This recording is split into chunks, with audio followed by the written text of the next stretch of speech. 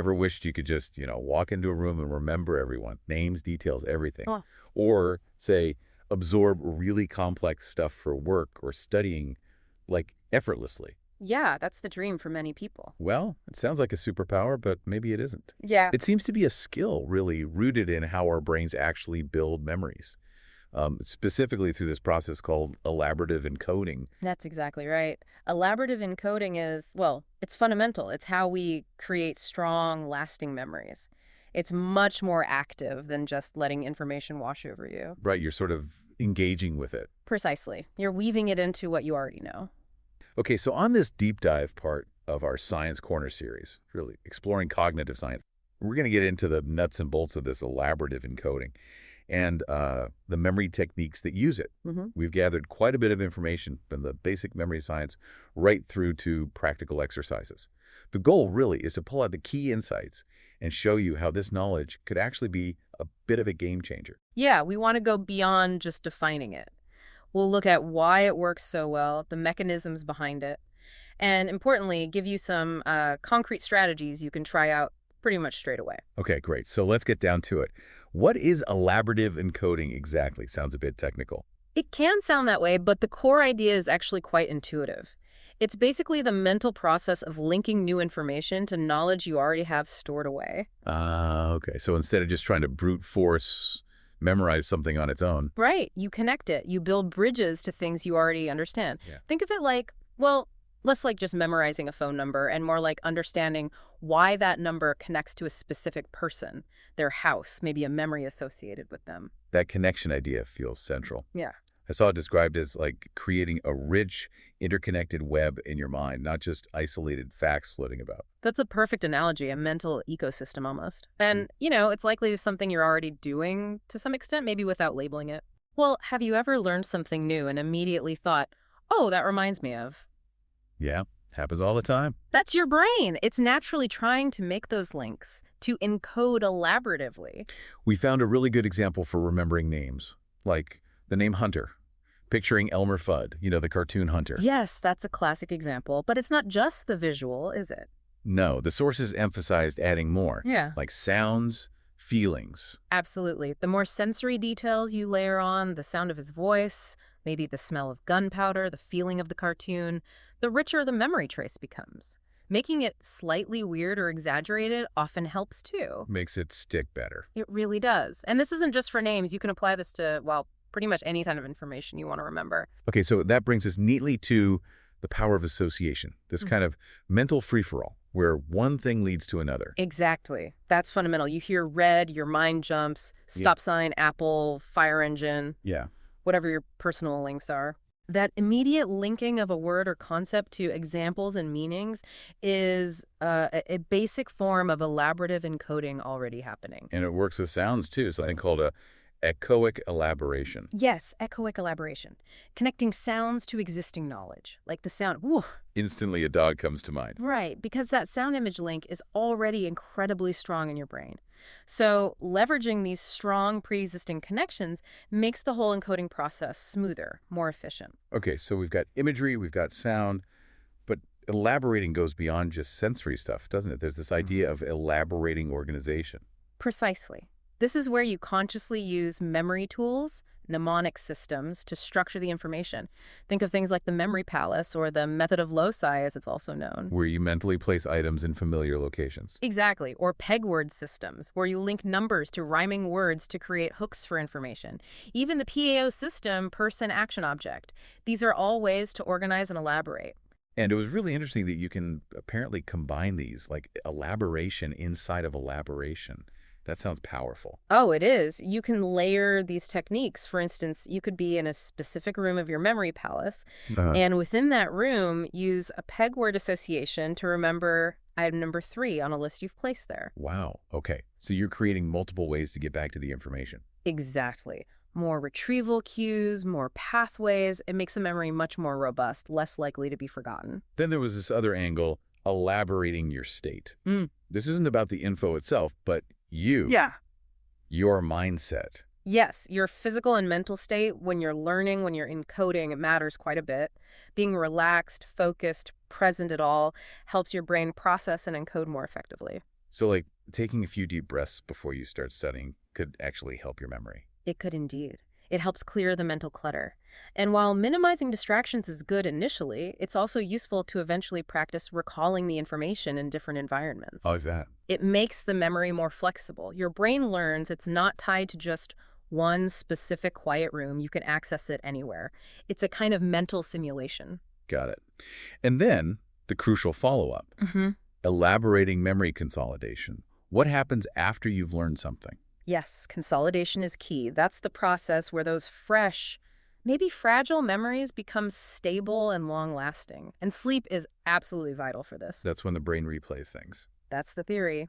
Neuro replay during sleep helps strengthen the connections. It's a dialogue between brain regions solidifying the memory. And unfortunately, this process can become less efficient as we age, Yeah. which really highlights why good sleep, but also things like diet, social interaction, a good routine, they all support memory consolidation. Okay, this gives us a great framework, but let's get practical. How can people listening actually start using this? The sources had some exercises. What about abstract concepts? Things like justice or truth? Heart picture. Right, they're not inherently visual. So the exercise is to make them visual, or at least strongly associative, often within a memory palace. For justice, you might picture, say, Lady Justice with her scales in a specific spot in your mental house. Okay. But then you elaborate. Maybe she's interacting with something else in that room in a funny way. Maybe you add sounds, feelings related to the concept. Make it vivid, maybe even a bit bizarre. Like the example of linking justice to a Metallica album cover and imagining James Hetfield arguing with Superman about it. Exactly. That kind of weird, multi-sensory mashup makes it much stickier than just the abstract word. And then, crucially, you have to test yourself. Recall, rehearsal. Pulling it back out of the palace later. Yes, actively retrieving it strengthens those pathways you built. Another great exercise is name elaboration. We touched on it, but really focusing on making memorable, even slightly crazy, associations for names. Like the Fergus Craik example, picturing someone battling a kraken. Precisely. Or Robert Lockhart, having his heart pulled out by the Loch Ness Monster. The more unusual and personally meaningful, the better. Add sensory details. What does the kraken smell like? What does the Loch Ness Monster sound like? Right, make it really vivid, encode it, maybe in the memory palace again, and then test yourself. Test, test, test. That's vital. And then there's vocabulary elaboration, great for learning new words, maybe in another language, or even just expanding your English vocab. Same principle. Create associations. Yes, create associations, place them mentally, and elaborate. Focus on making the link strong, not just good enough. Push yourself to make it really memorable. Maybe the word sounds like something funny or reminds you of a specific situation. Build on that. It's fascinating how many standard mnemonic tricks actually seem to be built on this core idea of elaboration. Visual imagery, for instance. Oh, absolutely. That's perhaps the most direct form. Consciously creating vivid, colorful, maybe 3D images tied to information, like picturing Rosa Parks on a park bench, literally surrounded by roses as her bus arrives. That's elaboration. What about things like acrostics? You know, sentences like, every good boy does fine, for musical notes. Or acronyms like, Homes for the Great Lakes. They work slightly differently, but still rely on elaboration. You're creating a new, memorable thing, the sentence or the acronym, which acts as a hook. Ah, I see. It's a condensed elaboration that helps you unpack the real information. Exactly. It's a retrieval structure you've elaborated. The rhymes and jingles. 30 days hath September. Same idea. Adding rhythm, sound, melody, it engages auditory processing, creates another layer of encoding. The more senses involved, generally, the better the recall. Even just reading something aloud in a specific rhythm can help. We mentioned the memory palace, but the link system too, creating a story. That feels very elaborative. Very much so. You weave items into a narrative. A chicken ran down the hill in orange shoes to get to school. Silly, perhaps, but linking chicken, orange, shoe, school together. The story provides the elaboration, the context. So we've talked about encoding, getting the information in elaborately, but you mentioned consolidation earlier. How does doing all this elaboration up front affect that later stage? Well, the thinking is that because these memories are richer, more connected right from the start, they're actually easier for the brain to consolidate effectively.